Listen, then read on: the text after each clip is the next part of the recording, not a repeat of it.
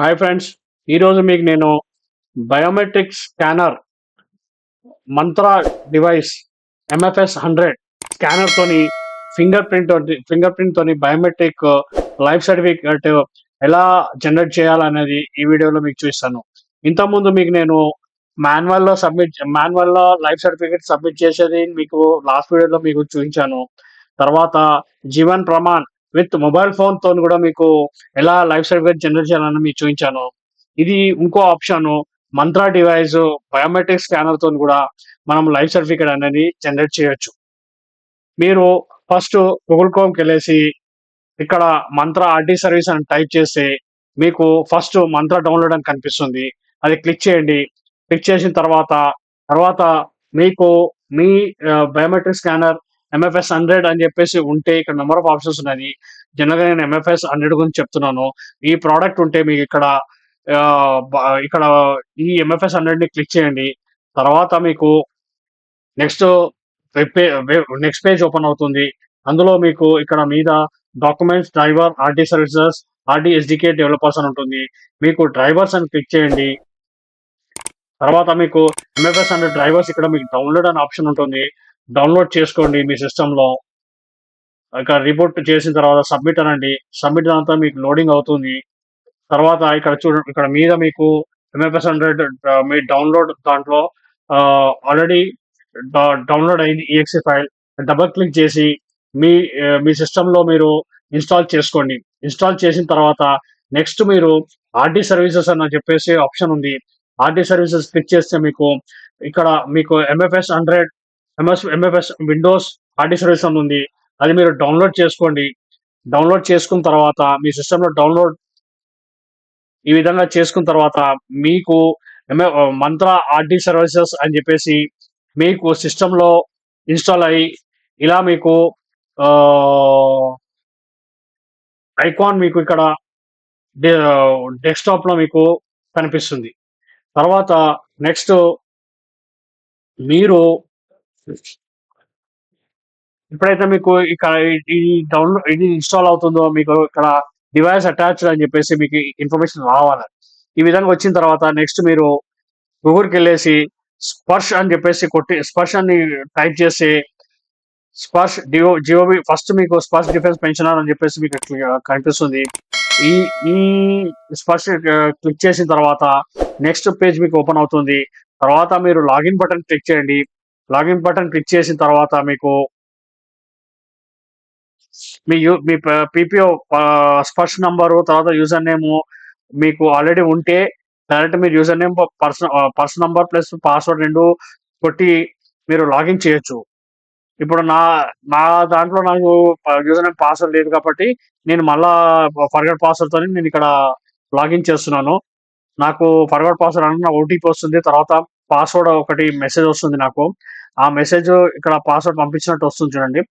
వచ్చిన తర్వాత next login button మళ్ళీ మీకు క్లిక్ చేసిన తర్వాత యూజర్ నేమ్, మీకు వచ్చిన మెసేజ్, పాస్వర్డ్ ఎంటర్ చేసి క్యాప్చా కోడ్ ఎంటర్ చేసి లాగిన్ క్లిక్ చేయండి. క్లిక్ చేసిన తర్వాత మీకు రిజిస్టర్ మొబైల్కి ఓటీపీ వస్తుంది. మీకు నెక్స్ట్ పేజ్ డిస్ప్లే అవుతుంది. కరెంట్ పాస్వర్డ్ మీకు ఏదైతే మెసేజ్ వచ్చిందో ఆ పాస్వర్డ్ ఎంటర్ చేసిన తర్వాత నెక్స్ట్ మీ న్యూ పాస్వర్డ్ మీకు ఏదైనా కానీ ఆల్ఫా న్యూమరిక్ పాస్వర్డ్ క్రియేట్ చేసుకోండి. కన్ఫర్మ్ పాస్వర్డ్ కూడా క్రియేట్ చేసుకోండి. ఈ పాస్వర్డ్ ఎలా క్రియేట్ చేయాలని ఇంతకుముందు వీడియోలో మీకు క్లియర్ గా చూపించాను. పాస్వర్డ్ హింట్ అనేది రైట్ సైడ్ లో ఉంది. దాన్ని బట్టి మీరు క్రియేట్ చేసుకుంది. సబ్మిట్ బటన్ క్లిక్ చేసిన తర్వాత పాస్వర్డ్ బీయింగ్ సక్సెస్ఫుల్లీ అని చెప్పేసి మీకు ఈ విధంగా మీకు కన్ఫర్మేషన్ వస్తుంది. నెక్స్ట్ మీరు మళ్ళీ లాగిన్ చేసి మీరు ఏదైతే పాస్వర్డ్ క్రియేట్ చేశారో పాస్వర్డ్ ఎంటర్ చేసి క్యాప్చా ఎంటర్ చేసిన తర్వాత నెక్స్ట్ మీకు మళ్ళా ఓటీపీ వస్తుంది. ఓటీపీ వచ్చిన తర్వాత మీరు స్పర్శ్ మెయిన్ లాగిన్ పేజ్ కి ఎంటర్ అవుతారు.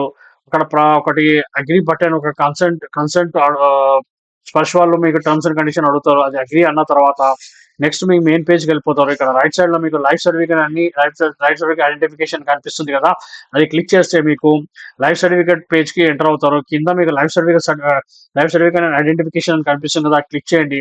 క్లిక్ చేసిన తర్వాత మీకు ఇంతకుముందు నేను మాన్యువల్ లైఫ్ సర్టిఫికేట్ ఎలా జనరేట్ చేయాలని మీకు చూపించాను లాస్ట్ వీడియోలో.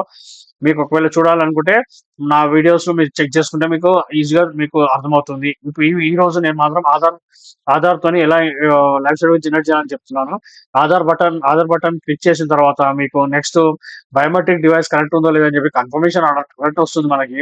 యెస్ అని క్లిక్ చేయగానే మీకు బయోమెట్రిక్ మీకెళ్ళిపోతుంది. ఆ బయోమెట్రిక్‌లో మీకు నా దగ్గర మంత్రా డివైస్ ఉంది కాబట్టి మంత్రా డివైస్ నాకు ఆటోమేటిక్ సెలెక్ట్ అయిపోయింది.